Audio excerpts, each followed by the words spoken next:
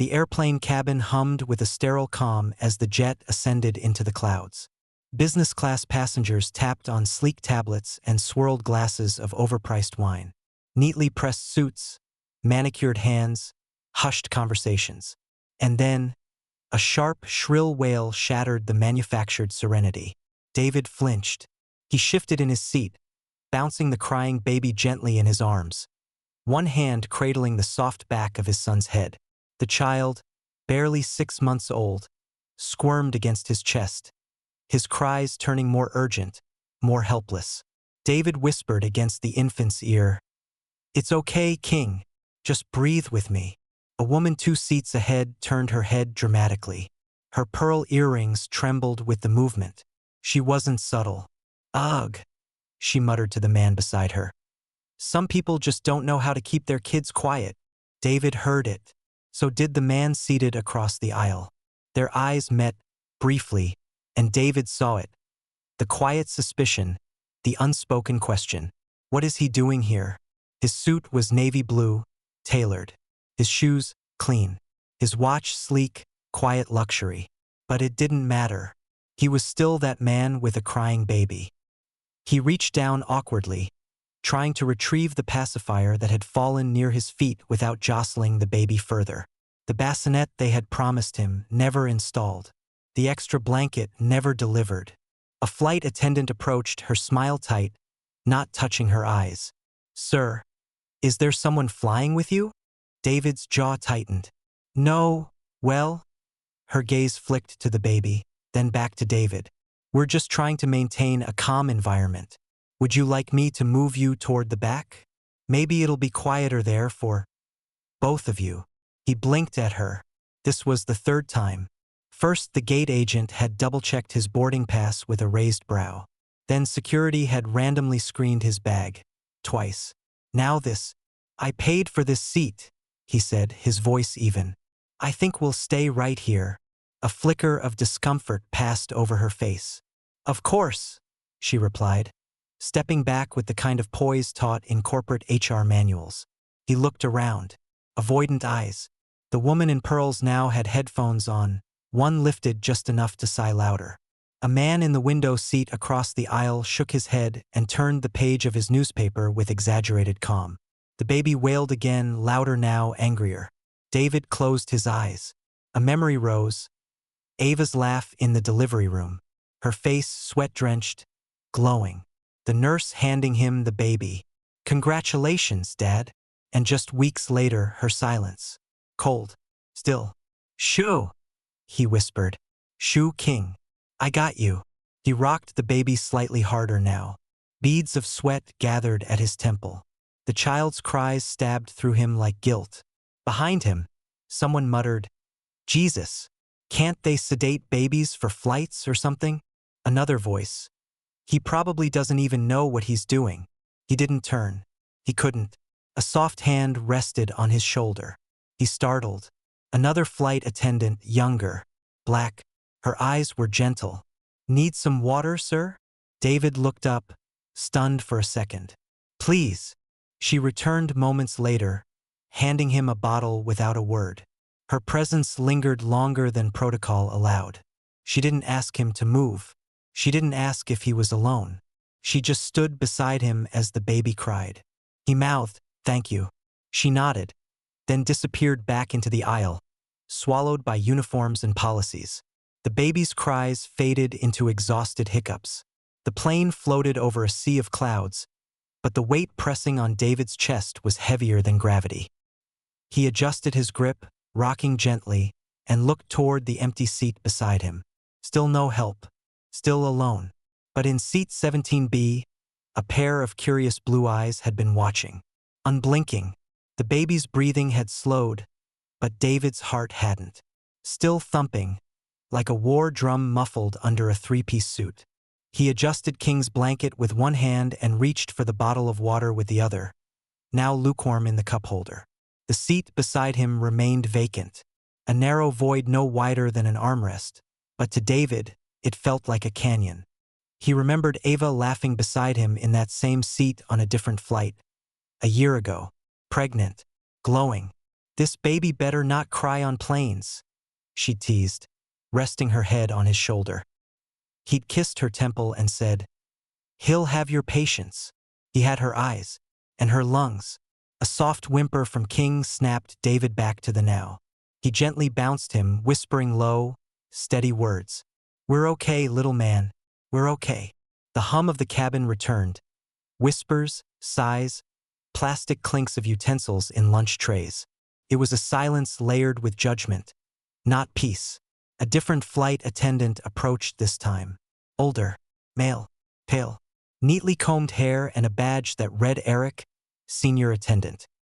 He leaned in, squatting beside David's seat with a practiced gentleness that somehow made the moment colder.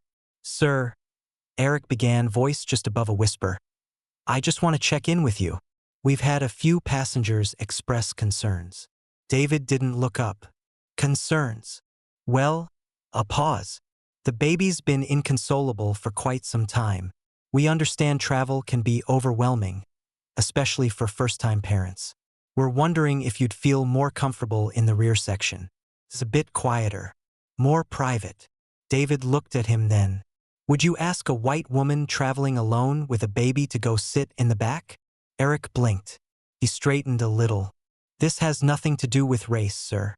We're just trying to help." David's tone was ice. He saw it happen the moment Eric's professional facade cracked, just for a flicker.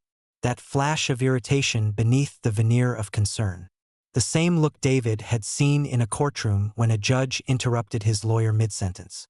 The same tone that lived in doctors' voices when they answered his questions just a little too slowly.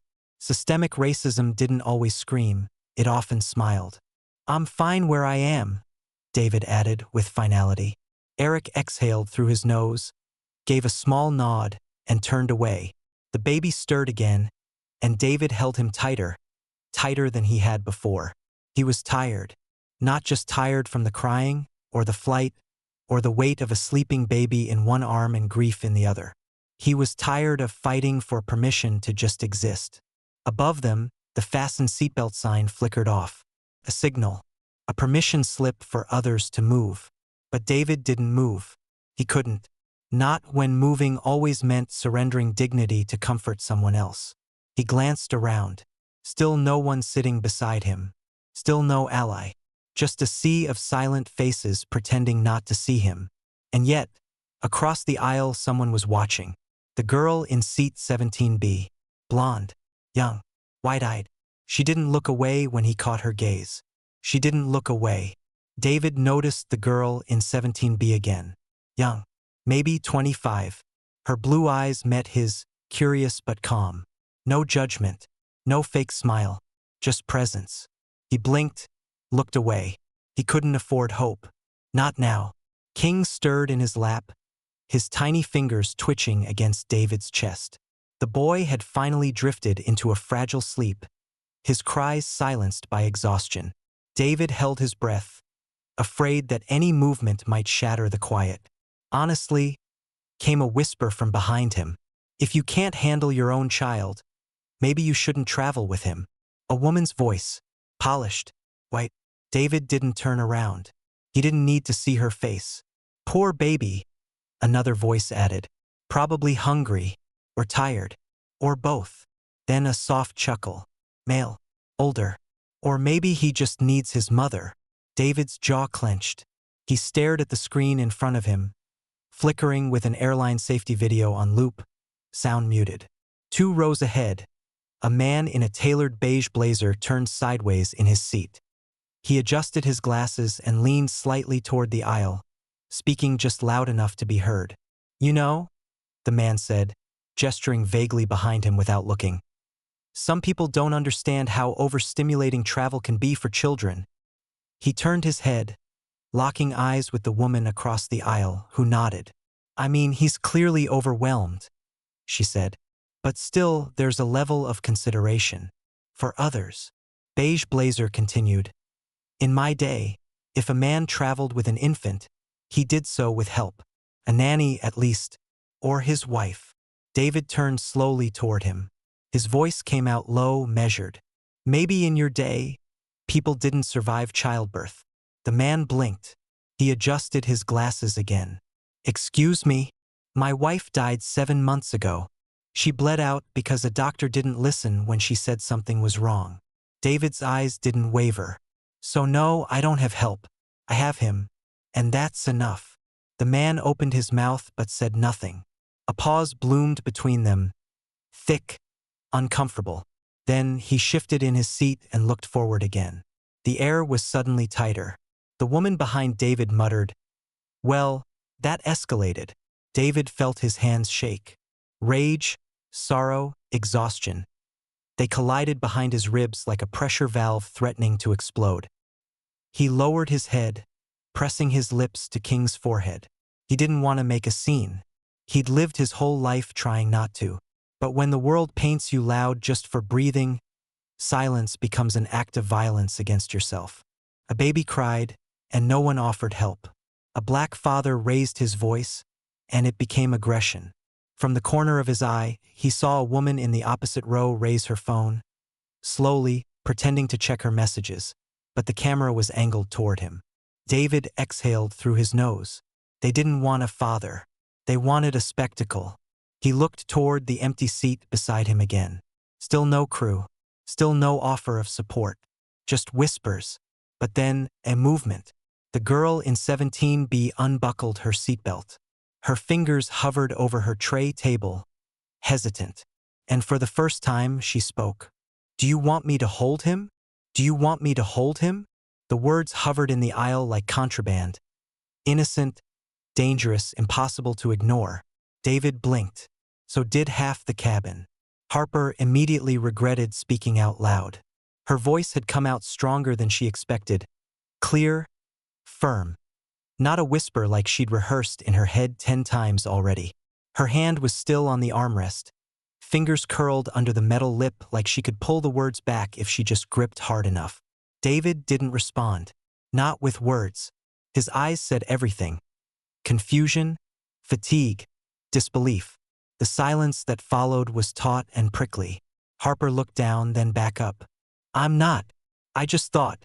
If you needed a moment, I don't mind." She expected backlash. Expected someone to scoff or scoot away from her.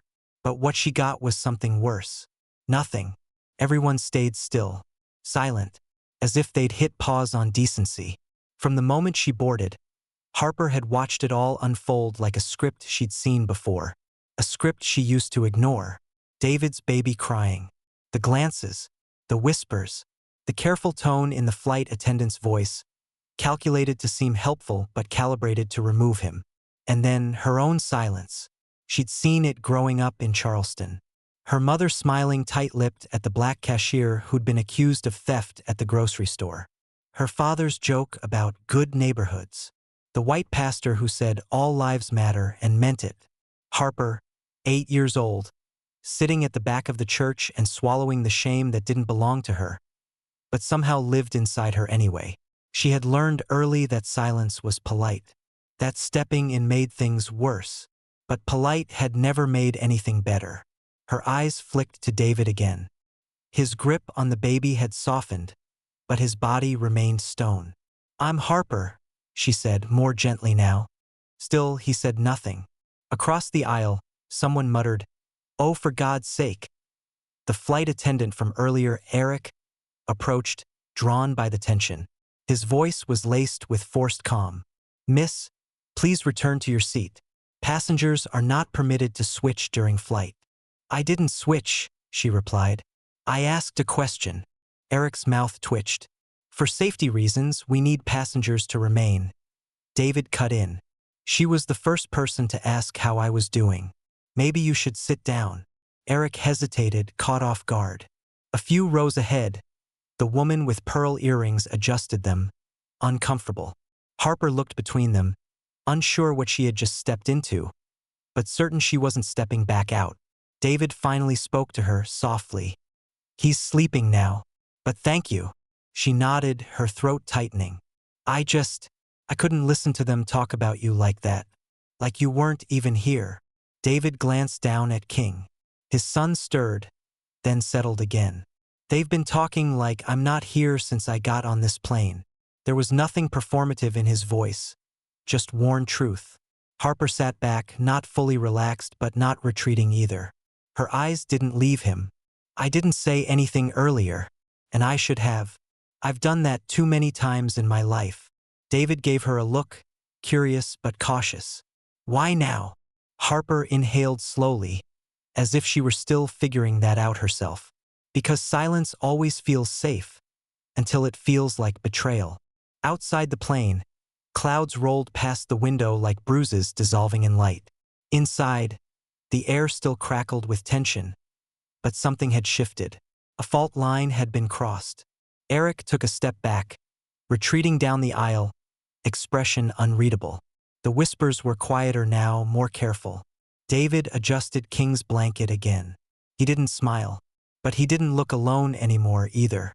And in seat 17B, Harper's hands trembled, but she let them. She had broken the silence. But the noise was just beginning. The silence didn't last. King's cries rose again, sharper now, raw from exhaustion. The kind of cry that scraped the air like a warning siren. David's arms ached from holding him so long.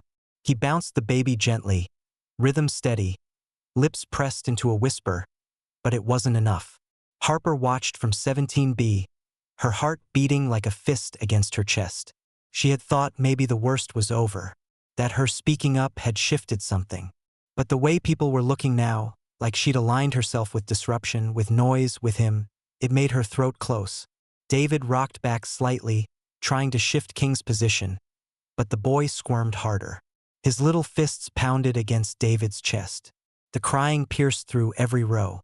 Another sigh from Pearl Earrings. A frustrated grunt from the man in the beige blazer. Somewhere in the back, a flight attendant's shoe clicked hard against the aisle. David's voice cracked low beneath the noise. Come on, King. Come on, son. I'm right here. No one moved to help. And so Harper did the unthinkable. She unbuckled her seatbelt. The click sounded louder than it should have, like a snap of protest. David looked up, surprised. Their eyes met, and then, in one fluid motion, Harper stepped into the aisle. She didn't hesitate this time. She knelt beside David's seat, her voice gentle but steady. May I hold him? The world paused. Rows around them turned like dominoes. Faces leaned into the moment. Mouths parted.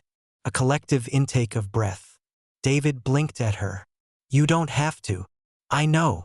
King wailed again, his cries trembling with every breath. Harper slowly extended her arms. But I want to. Miss, came Eric's voice, tense now, not calm. He was already hurrying down the aisle. Please return to your seat immediately. She's trying to help, David snapped, sharper than before. That's against FAA regulations, Eric replied. You cannot pass a child between passengers during flight. Why? Harper asked, not looking at him. Her eyes stayed locked on David. If I were his aunt? His sister? Would you stop me? Eric hesitated, caught mid-step. Beige blazer muttered something under his breath. David looked down at King, then at Harper. A slow breath escaped him. If he cries again, he might lose it. I've got maybe a minute left in me. I've got more than that, Harper said. He handed the baby over. The moment the infant touched her arms, King whimpered, and then, unbelievably, began to settle. Not silence, but softer, less jagged. Harper swayed gently, instinctively, her face close to his. David leaned back, rubbing his arm. He exhaled like a man finally allowed to breathe. I'm sorry, he said. She shook her head. Don't be. Then she looked at Eric. Tell me exactly what policy I just broke. Eric's lips parted, but no answer came. The cabin watched. The quiet now wasn't hostile, it was stunned. Something had happened that broke the script. David rubbed his eyes. You're gonna get in trouble. I've been in trouble before, Harper replied. King's breathing slowed in her arms. And behind them, someone hit record on their phone. The baby slept in Harper's arms, his chest rising and falling in delicate rhythm. His tiny fingers curled around the fabric of her sleeve, fragile and calm. An impossible peace in the center of a storm. and the cabin turned. Whispers rose like steam. Disbelief. Judgments disguised as concern. She can't just take someone's baby. What is she doing? This isn't a daycare. Eric, the senior flight attendant, hovered like a hawk just outside of reach. His professionalism cracked now, voice clipped. Miss, you've violated multiple regulations. You need to return to your seat immediately. Harper looked up from the baby but didn't flinch. And wake him? That's not the point. David sat straighter now, rubbing his shoulder where the weight of his son had rested for hours. He met Eric's glare head-on. No, that is exactly the point. Eric faltered. Sir, we can't allow. David cut in. Allow what exactly? That a woman stepped in when no one else would. His voice wasn't loud, but it carried. Passengers began to shift uneasily in their seats. Pearl earrings crossed her arms, muttering something to her husband. The beige blazer man stared ahead, determined not to look. Another crew member, a younger flight attendant, Latina, badge-reading Marisol, approached from the galley, uncertain. She glanced between Harper and David. Is everything okay here? David gestured toward Harper. She helped me when no one else even tried. That okay with you? Marisol hesitated. If the baby's calm and she's comfortable. Eric turned sharply. It's a liability. No, Harper said, eyes steady. You're just uncomfortable. Eric's mouth opened, closed. You're twisting this into something it's not. Am I? She asked. Because all I did was help. And now I'm the problem. David let out a breath he'd been holding since boarding. This is the first kindness I've seen all day. Those words settled like dust on the cabin floor. Behind them, someone coughed. Another passenger, a woman in a soft gray sweater, mid-40s, cleared her throat and spoke just loud enough to be heard. She did the right thing. Then another voice, a teenager, maybe 17, near the exit row. Seriously, it's not that deep. The baby stopped crying. Let her hold him. Eric looked around. The tide was turning. FAA regulations exist for a reason, he snapped. But the words sounded smaller now, less righteous. Marisol gently stepped between them. Let's just let this be for now. Harper nodded, still holding King, who slept like none of this ever happened. David leaned back. You all watched me struggle for hours. No one said a word. But the second she shows compassion, that's what gets a reaction. A thick silence followed. It wasn't just discomfort now. It was recognition. Eric gave one final glance, lips tight, then turned down the aisle, walking away faster than protocol required. Marisol stayed, quiet, watching, learning. Harper adjusted King's position, gently rocking him. David looked over at her, still wary, but no longer alone. Outside, clouds moved in great white swells under the wing. Inside, the cabin air shifted, still tense, but different. In 17B, her seat sat empty. But in 17C, a new alignment had begun. And one row back, a woman picked up her phone, thumbs moving fast. The glow came first, soft, blue-white, flickering from the shadows like a match in the dark. A phone, held low, angled just right between the seatbacks. Recording. Harper noticed it. So did David. Neither said anything, but they both knew what it meant. It wasn't just a baby anymore. Not just a man or a woman or a crying child. It was content now. Proof. A real ready drama for strangers who weren't even on this plane. Eric returned with a clipboard in hand. A sheet flapping slightly in the draft of the overhead vents. His voice was louder this time, less performative, more weaponized. I'm filing a formal safety report. You've breached FAA compliance. The pilot's already been notified. You'll be escorted upon landing. Harper looked up from King's sleeping face. Her expression didn't flicker. Her tone? Soft and deliberate. Good. Call security. Let them see it, too. The phone's lens glinted in the corner. A passenger 2 rows behind. Young, maybe early 30s, white AirPods in. Pretended not to be involved, but his hand never wavered. Eric hesitated, Caught in the crossfire of consequence and ego, he turned to David. You'll need to prepare your identification. There will likely be questions. David narrowed his eyes. About what? The baby. The situation. We have to verify custody in unusual cases like this. That word, unusual, hung in the air like smoke. A chair creaked behind them. An older woman with a soft scarf and silver hair leaned into the aisle. Her accent was faint, Dominican or Puerto Rican. Her R's rolled gently. She already told you the baby's fine. He's sleeping. You want to scare him awake again. Por qué? Eric ignored her. Marisol, the younger flight attendant from before, stood a few feet away, expression unreadable. Torn. Harper met her gaze. You're going to let him punish compassion? Marisol didn't respond at first. Then, she stepped forward. Not much. Just enough. She turned toward Eric. We're in cruise altitude. No laws were broken. The cabin's calm. And the baby's safe. Eric's jaw tightened. We're responsible for every. Then take responsibility, Marisol said quietly. Another shift rippled through the cabin. From the emergency row, the teenager who had spoken earlier leaned forward. Phone in hand now. Not filming. Just watching. Why is she getting in trouble for holding a baby? He asked, voice cracking only slightly. Like, that's wild. A few nods followed. Small but real. David looked around. Saw them. These quiet figures, the scarfed woman, the teen, Marisol. Not charging in. But not turning away either. He exhaled, voice raw but steady. You know, I thought I'd have to do this flight alone. Harper glanced at him, cradling King like a lullaby. You're not alone anymore. Eric stepped back, his authority eroded in real time. Fine, but this will be reviewed. Let it be, David said. Let everyone see it. Another phone lifted, higher this time. No one told them to stop. Outside the window, sunlight broke through the clouds. Gold on white, blinding and silent. Inside, the cabin settled into a hush. Not the quiet of avoidance, but of awareness.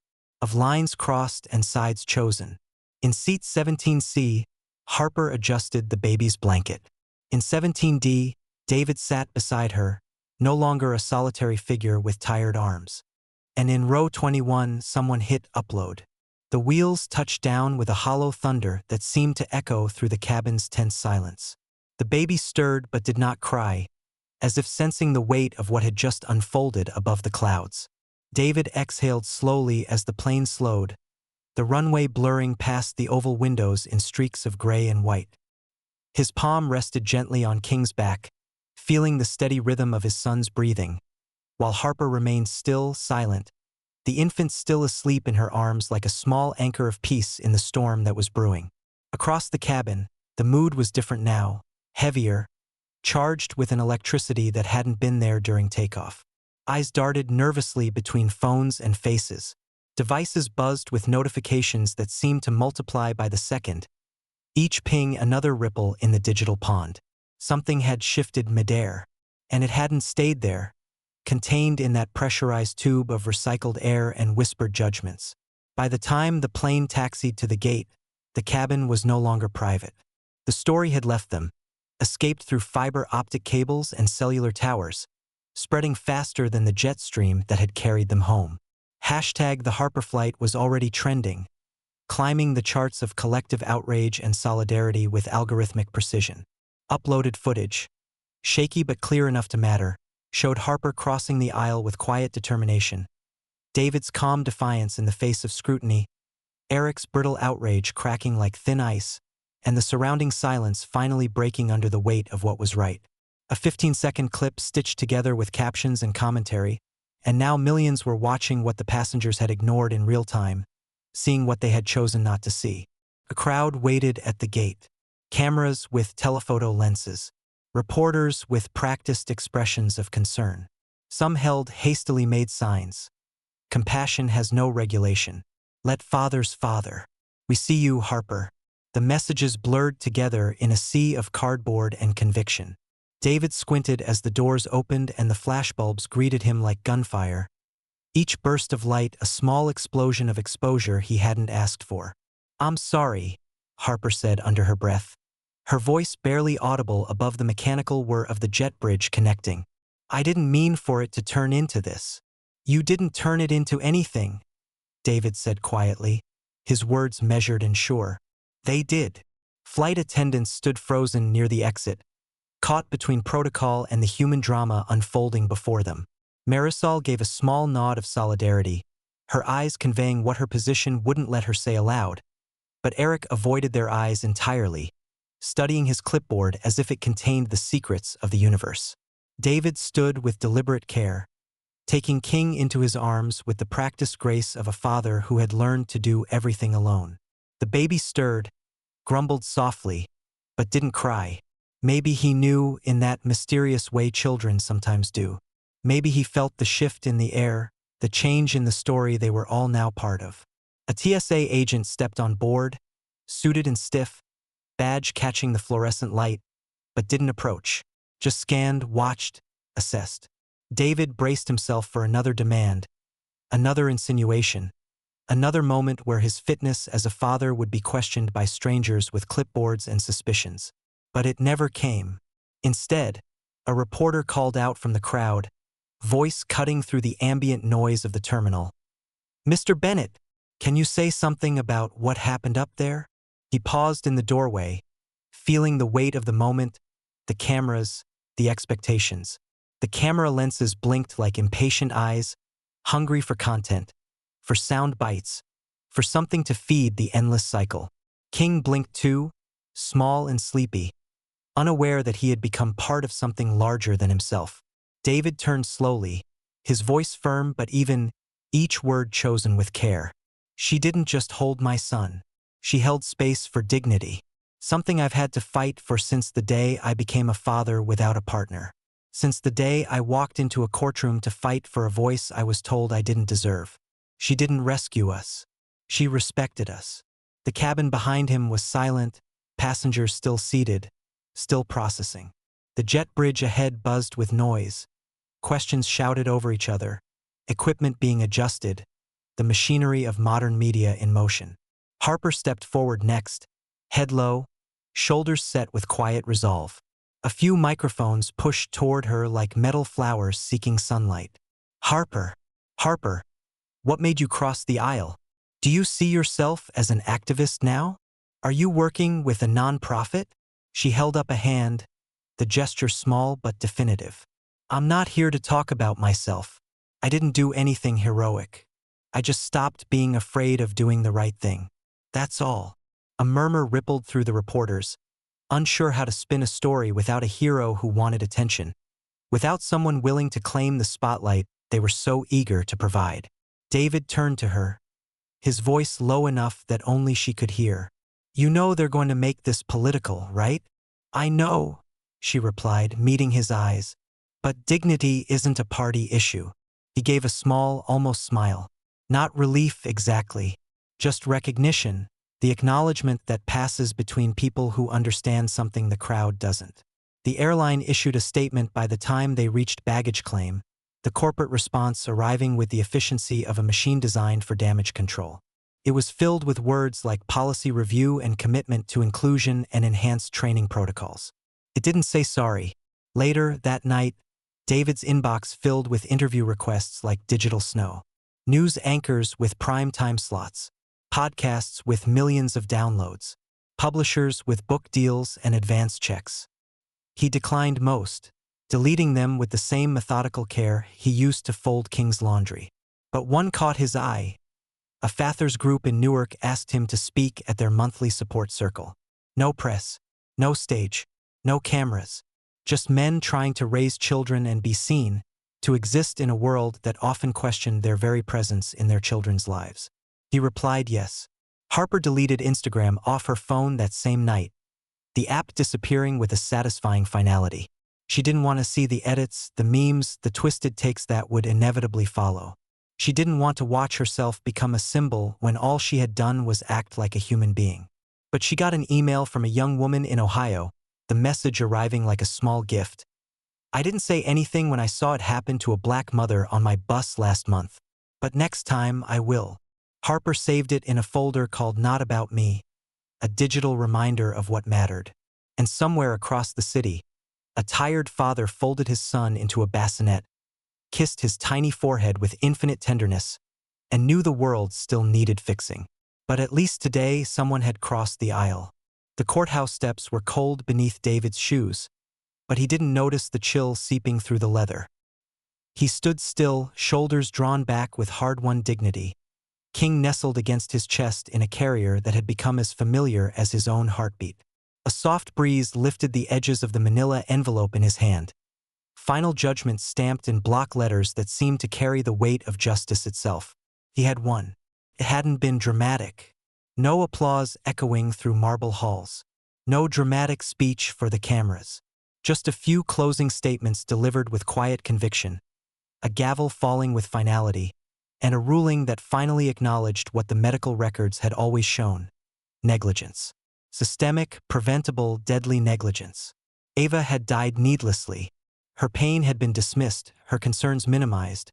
Her body failed by a system built to overlook women like her. Black women whose voices were too often reduced to whispers in rooms where decisions were made by people who had never lived in their skin. The verdict didn't bring her back. Nothing could do that. But it spoke her name in the place where it had been ignored, carved her truth into the legal record where it would remain long after the headlines faded. As David stepped into the afternoon light, King stirred against his chest. The toddler's eyes fluttered open, confused by the sudden brightness, the change from the courthouse's dim corridors to the world outside. David kissed the top of his son's head, his voice low and full of everything he couldn't quite say. "We're okay, King. We're still here. And she's still with us." Weeks had passed since the flight, but the world hadn't moved on as quickly as he'd expected. The video had lingered, an echo that refused to fade into the background noise of the internet's short attention span.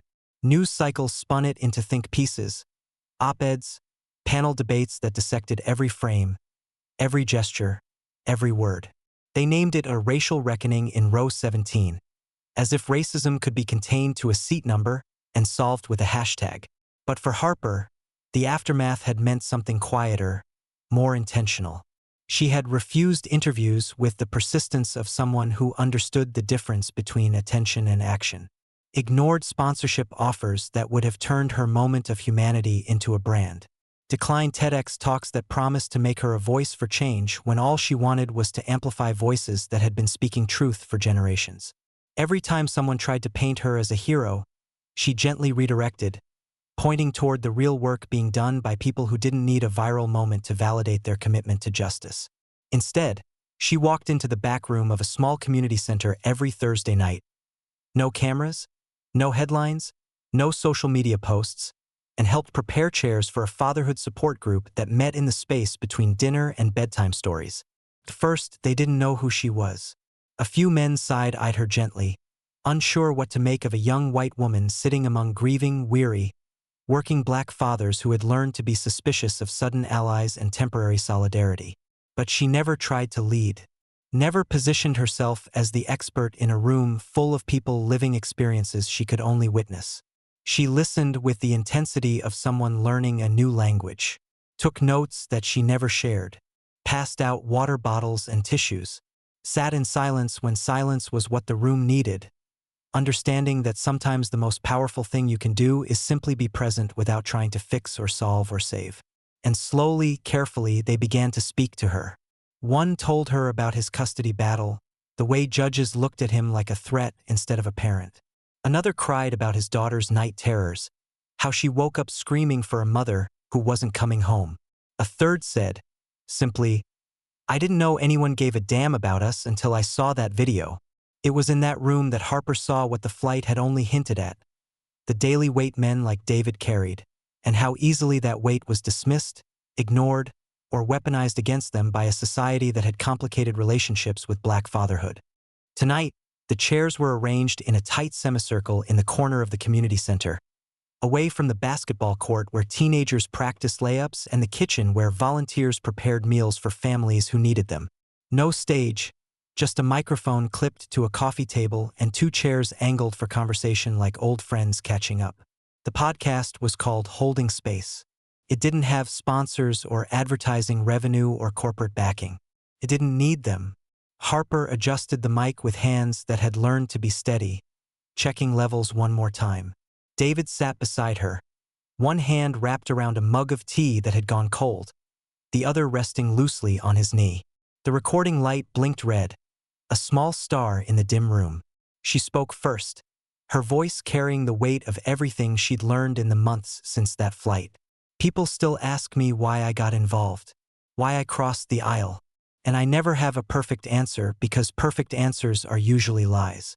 But it wasn't some grand act of heroism. It was small, scary, and overdue. David nodded slowly, his voice gravelly but warm, seasoned by grief and hope in equal measure. We get taught that silence is neutral, that if you're not actively hurting someone, you're helping. But silence is where harm grows. Silence is where injustice takes root and spreads. A pause. The mic caught it, preserved it. I didn't need saving that day, he continued, each word deliberate. I just needed someone to see me, not as a threat to be managed, not as a story to be consumed, as a father. Harper looked at him, really looked, seeing not the viral video or the news coverage but the man who had carried his son through loss and legal battles and 1,000 small indignities. Do you think anything's changed? Really changed? David tilted his head, thinking, weighing his words like a man who had learned that hope and realism weren't opposites. Some days, yes. Some days, no. But I know this. Sometimes you just need one voice to break a silence. That's all it takes to make space for others to speak, to breathe, to exist. The room was quiet except for the distant sound of basketballs hitting the court, life continuing around them. Then Harper said, her voice soft but sure, and maybe a different kind of holding. David smiled, the expression transforming his face. Exactly. The recording ended. The file saved automatically, another conversation preserved in the digital archive of human connection. No applause, just breath and the satisfaction of truth spoken and heard. Outside, streetlights flickered on like urban stars. The city moved around them, unaware of the small revolution happening in a community center room. But inside that space, something had been held. Grief and truth and hope, anger and love and the possibility of change. Not perfectly, not without pain or complexity or the messiness of real human connection, but held nonetheless. And maybe, just maybe, that was enough to start with.